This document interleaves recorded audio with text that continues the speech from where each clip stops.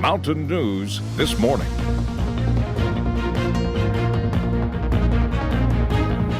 Good morning. The time is 5:31 on October 7th. I'm Madison Pergram, and thank you for joining us on Mountain News This Morning. Well, we enjoyed some much-needed rain this weekend, and I woke up this morning to some rain on the roof, too. So let's go to Kelly McShane for a weather forecast. Kelly, we can even hear the rain on the roof right now, so it's coming down pretty hard. Yeah, it is coming down pretty hard this morning in some places. We're seeing that steady rainfall throughout the region as well. It's just a gloomy start to our Monday here in the mountains. Over towards Whitesburg, good morning to you folks in Letcher County. We're staying mostly dry for now, but that rain will be on the way here in just a little bit. You can see here on Pinpoint Doppler plenty of rainfall, heavy at times like Madison and I were talking about, but overall we're just seeing that on and off rainfall for this morning, but we're going to see a little bit more widespread rainfall heading into this afternoon. And because of this rainfall, we're seeing a little bit of reduced visibility, especially into Perry and Breathitt County. So be very careful this morning heading out on the roads. And those temperatures, we are in the 60s for the most part. We've already reached our high temperature for today. I'll let you know what this afternoon holds as far as temperatures and rainfall here in just a little bit, Madison. Thank you, Kelly. Well, 17 boats hit the water early Sunday morning on Carr Creek Lake in Knott County. While many tried to reel in the catch of the day, this fishing tournament was about more than just who could bring in the most fish. WYMT's Lauren McCourt explains.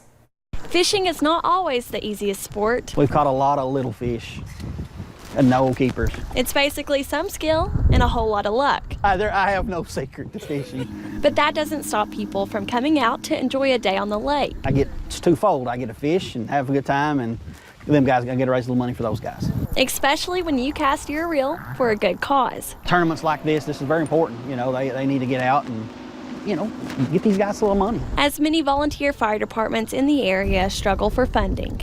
Times are getting harder. The Vicco Sassafras Department decided to take matters into their own hands. We have to continue to do, every type of fundraiser we possibly can to, better serve our community. Hosting several different fundraisers across their coverage areas. They got to raise money. They got to have, their community needs to be part of that. But getting support from people all over the region. All these guys aren't from Vicco and Sassafras or Happy, our coverage area. They come from counties all around. Though reeling in that big fish can be exciting, knowing you are helping your local hometown heroes. It means more than we could ever express. Is better than any catch of the day. On Carr Creek Lake, Lauren McCourt, WYMT Mountain News. Well, the biggest fish caught during the tournament weighed 3.47 pounds. And the Old Walker's restaurant in Martin County was a community staple, and the business ran from 1979 until 2007. Now a new restaurant is open back up in its place. Verley's Kitchen is family owned, and the name came from a special woman who worked at another local eatery for more than 30 years. Brenda Davis says she hopes this is the beginning of something good for the county. It gives other people hope that you can open a business in Martin County. And we're just believing this is just a seed planted where other businesses will begin to spring up. Owners say they use many of the same recipes as Walker's did, and we have a list of Verley's Kitchen business hours on our website at WYMT.com. Well, Somerset held its first annual Pride Fest this past weekend, and organizers called the event Chill Out and Proud. The community paired with several local businesses and nonprofits to create an all-inclusive event. Several musical, performing, and visual artists came out to show their talents. Those who put on the event say it was a success, and they are already planning for next year. And on this past rainy Sunday, aviation enthusiasts in Louisville wrapped up the annual Bowman Fest. The event, which has gone on every year since 2016, promoted aviation and featured rare vintage aircraft, warplanes, and more. And for Pat McDonald, the director of the event, says it's so much more than just a fun weekend. We do this so people can come inside the fences at Bowman Field, experience their airport, meet the people that flew here 100 years ago and meet the people that are learning to fly now. In fact, we have a 101-year-old veteran over here in World War II who flew out of Bowman Field, trained here. And then we have kids over here that are taking their discovery flight. So we like to put the two together, see the airplanes and the aircraft, and come out and have a great time. This was the 4th year for the event. And a warning, the pictures you are about to see may be cuteness overload. It's an English Bulldog and it could be yours. The pup is being sold through an auction in Louisville as part of the Childhood Cancer Family Fund Project.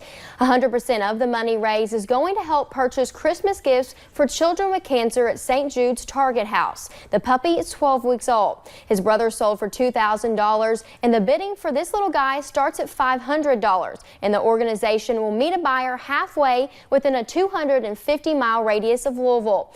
Bidding continues until Thursday, and you can learn more about how to place a bid on our website at WYMT.com. And a Nicholasville family is back home after a quick trip west with their award-winning dog. Alice is the winner of the American Humane Hero Dog Award. Alice is Antonio Reese's service dog. She helped him for the last 4 years. Antonio was hurt in 2015 when a man fired shots into his family's SUV. The community raised money for Alice, and she helps alert Antonio's family to any medical problems and essentially could be a lifesaver. All you see is the pain that your child goes through. You see the difficulty he has every day. You see who he was and who he is now. But you forget about all the support you have behind you till something like this happens and you're like, wait a minute. Alice was nominated and won the title of Service Dog of 2019. The family traveled to Hollywood for a TV special about this year's nominees, and it'll air October 21st on the Hallmark Channel. And people gathered in Cincinnati on Sunday to get together in support of Alzheimer's disease awareness. The folks here came dressed in a sea of purple, which so happens to be the awareness color for Alzheimer's disease. Alzheimer's disease is an irreversible progressive brain disorder that slowly destroys memory and thinking skills and eventually the ability to carry out the simplest task. Thousands showed up at Sawyer Point to do their part, walking about 2 miles to show their support and remind people what so many in the country are battling. Alzheimer's is the 6th leading cause of death throughout the country, and so we are the 10th largest walk in the country 3 years in a row. So we're trying to increase that and be, 9 or 8.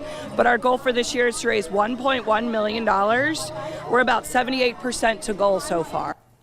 People at the walk were carrying different colored flowers. Each of them had their own meaning. Yellow meant you were supporting or caring for someone with the disease. Purple meant you lost someone to Alzheimer's. And orange, you support the cause and want a world without the disease. And blue means you have it. In October, it's Pregnancy and Infant Loss Awareness Month, and on Sunday, folks gathered at UK Hospital to honor the memories of some children who were taken too soon. The NICU and labor and delivery units hosted a walk to remember the babies who have died. It includes planting a tree and releasing balloons at the Arboretum. That part is delayed due to yesterday's rain, but people still gathered, all with one thing in common. Their children were some of the nurses' tiniest patients. They arranged to actually take him outside, and it was amazing. They had to, of course, bring all his stuff with them, but they arranged for him to go outside and get some sunlight, and he did fantastic. They wrote down memories of their babies, short but precious lives, and read poems about loss, sharing their pain and grief, but always reassured they have someone who will be there for them. And the International Space Station is gearing up for a record number of spacewalks this year. NASA previewed the upcoming spacewalks during a live briefing Friday. The expedition, 61 spacewalkers, will upgrade the orbiting lab's power systems and repair a cosmic particles detector. The first of 5 spacewalks took place last night with NASA astronauts Christina Koch and Andrew Morgan. Koch reached the 200-day milestone Friday in her extended mission aboard the space station. She will stay in space for more than 300 days, setting a record for the longest single spaceflight by a woman. And coming up, legendary director Martin Scorsese says he's not keeping up with the Marvel movies because they are, quote, not cinema. We will continue to see much needed rain here in the mountains, but sunshine will be back soon. I'll let you know what you can expect this week coming up next.